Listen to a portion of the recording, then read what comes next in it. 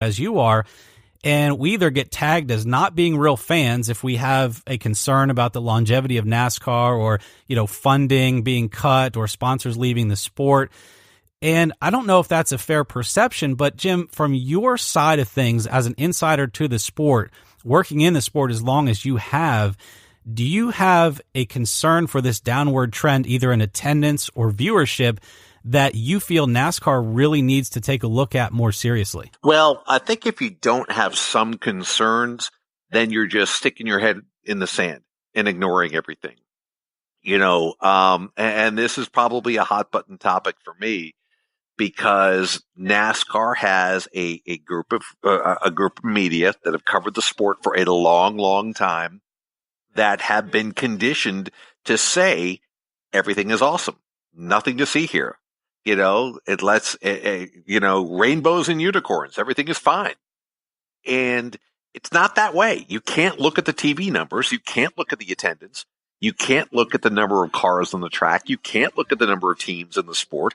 And you can't say that everything is fine. I would love to be able to sit here and say the sport is as healthy now as it was when I first started covering it on a full-time basis back in 2003. And as a part-time basis before that, many, many years. I've covered a lot of sports. I was a local TV sports anchor. I was a radio talk show host locally.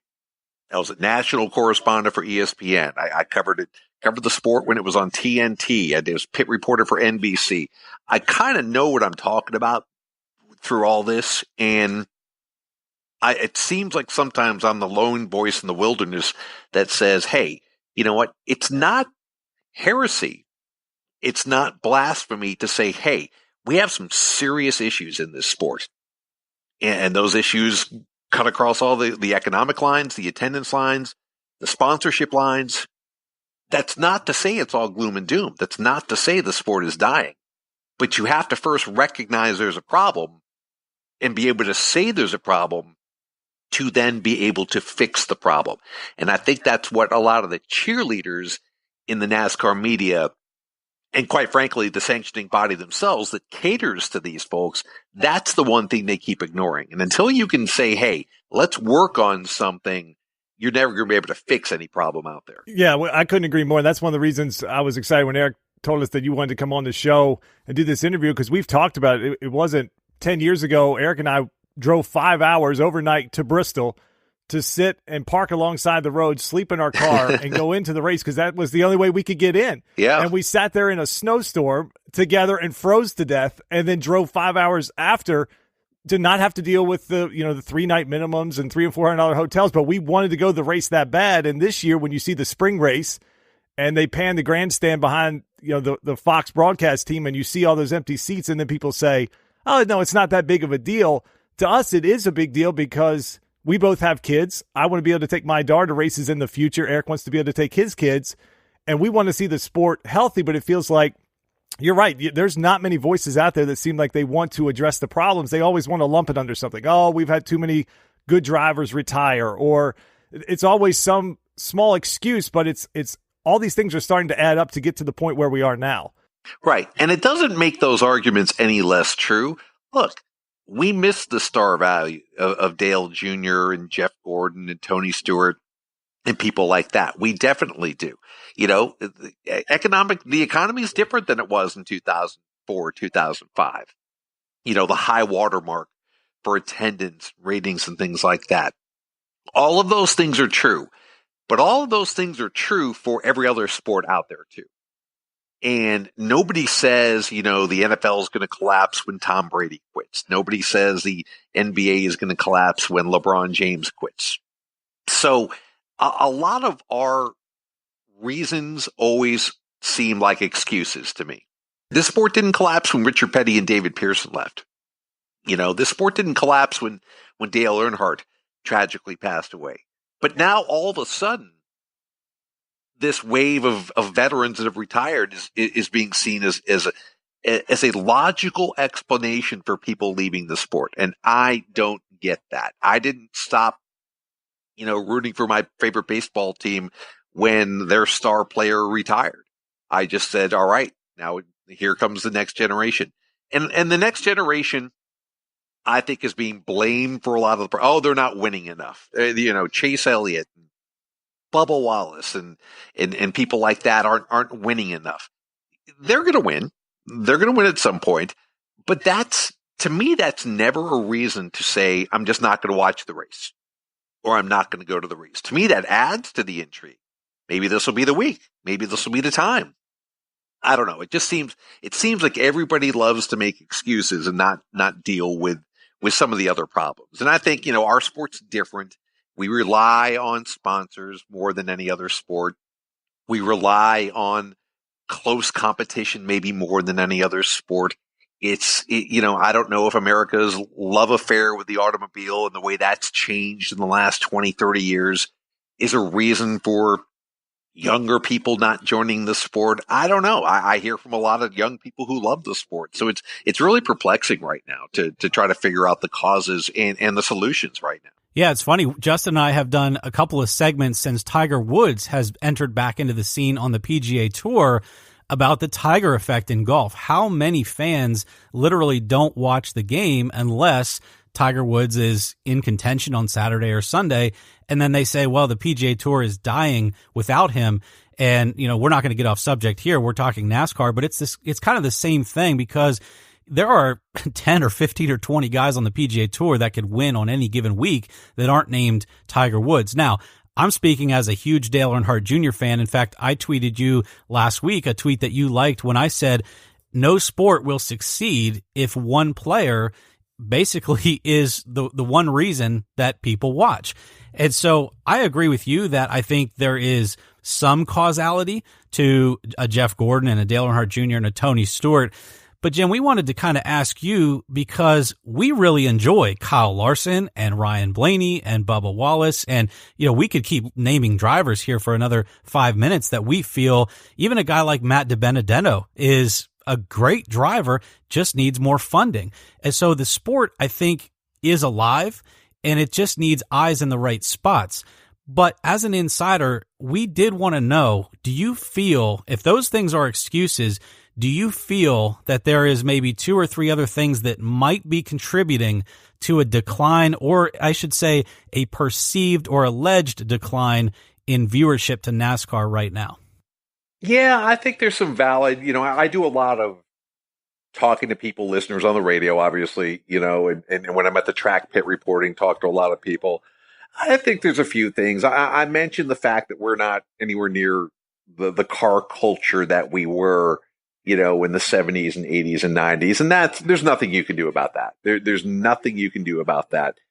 People talk about the races being too long. Well, our older fans want the races to be just as long as they can be. Our younger fans probably, they want a shorter event. So you have a split opinion on that. To me, it's always been about the drivers, and you can make this as complicated as you want to, but I've always thought it's quite simple. You need to have drivers that move the needle.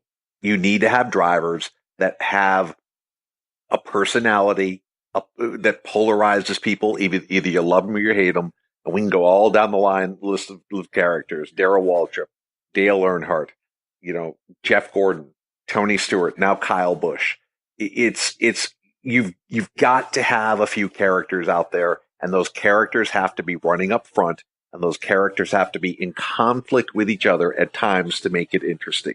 Dale Earnhardt Jr. was the nicest guy. There was nobody out there that really disliked Dale Earnhardt Jr. for what he was and who he was. He may not have liked, the only people who didn't like Dale Jr. were the people that didn't like the hype around him. That was it. Nobody disliked Dale Earnhardt Jr. And part of the problem now is that we've got to have, it seems like it's the mutual admiration society with drivers. They're all respectful. They all like each other. It's kind of like a millionaires club. Their wives like each other. Their kids like each other. And that's not a recipe for drama. And right or wrong, we need some good old fashioned dislike out there. And the only guy that seems capable of giving us that right now is Kyle Busch, maybe on occasion Denny Hamlin. And we've got to have the most interesting and polarizing characters running up front. That's not to take anything away from Martin Truex Jr., who's a worthy champion and has a great story behind him. Not to take anything away from some of the other drivers who are perennially in the top 5. But if they don't move the needle, then you have to rely on the competition. And in a year like this, where you said we've had 5-second and 7-second margins of victory, now you're missing 2 parts of what get people excited about the sport. And that is a recipe for falling ratings and falling attendance and the things we've been referring to. Yeah, speaking of that, Jim, when you look at the drivers now today, and as you said, there is a lot of admiration. Even saw that the 78 team basically snookered Harvick's team at Sonoma. They went to victory lane and congratulated them, and that's fine. That's great sportsmanship. But like you said, do you think that now in this era, I've heard Dale Jr. talk about on his download with Twitter being so in the public spotlight and everything these guys do get magnified to a different level, that's actually affected them on the track where maybe they're not going to push as hard at certain points because they just don't want to have to deal with that type of backlash? Do you think that has any effect on what we've seen on the track with these rivalries over the last few years? You know, it's hard for me to say that has an effect on the track. I think once you've got the helmet on and you know, the blood's pumping, I would think that would fade off into the background and you just want to win. I don't know. That's the hard part about covering racing is unless we have been racing ourselves, it's a very hard thing to bring to people what's going on in a driver's mind. You know, it's almost like all of us played baseball, all of us played football, all of us played basketball. At some point, we feel like we know that what goes on in the minds of a player during certain situations. Racing's different. You've had to have had that helmet on. So I do a lot of relying on what drivers tell me. Most of the time they tell me, no way. There's no way any outside thoughts like that would ever creep in when you're behind the wheel. But we're all human. You know, we're all human. Who knows subconsciously what you're thinking of when you're battling a guy? I think I've always kind of wrestled with it like this. I think when it comes down to a win or, you know, a championship, I think all that stuff that you just mentioned goes out the window. But, you know, if I'm battling somebody for 5th near the end of the race, and am I going to, you know, drive my hardest, or am I going to cut him some slack because some of the other factors, because some of the things that I just don't want to have to deal with later on? Sure. You know, who's to say that can't be a factor? It's a different world now. It's a completely different world now because of social media.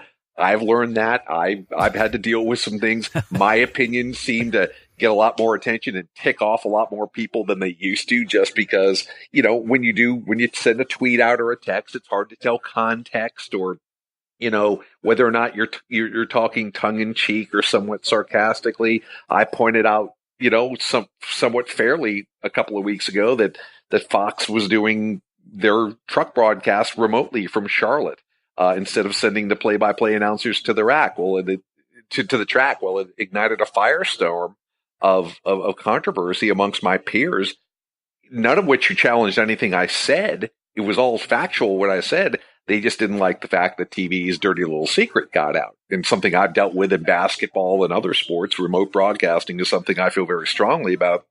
And I think it's terrible. You know, things like that tend to take on a life of their own in social media. So yes, in a roundabout way to answer your question, I don't know if we see those effects on the track, but I do think they get magnified more than we know today. Well, we definitely didn't see Matt Kenseth too worried about what his reaction was going to be after he dumped Joey Logano a couple years ago, and that's what we need to see more of. I got to tell you, I loved. Justin and I were immediately texting each other because we're actually best friends off the show. We talked immediately after that race that we had absolutely zero issue with what went down in Chicagoland because we felt like it was beating and banging. It was, you know, kind of both drivers had the same opportunity for success in that scenario. Mm-hmm. If Busch is up into that wall and can't recover and Larson goes on to win that race, it's a totally different reaction. So, you know, it's one of those things that's hard to manage. But Jim, let's turn it over to something positive, which is that there is great racing, and you and Chocolate have talked about it on Trade and Paint. There is great racing in the Truck Series and the Xfinity Series as well that may not get as many eyeballs as the Monster Energy Cup Series does. But just kind of from your perspective, what are some of the ways that maybe the Monster Energy Series could make a few small changes to get some of the racing and excitement into their series that honestly, we tend to seem to get every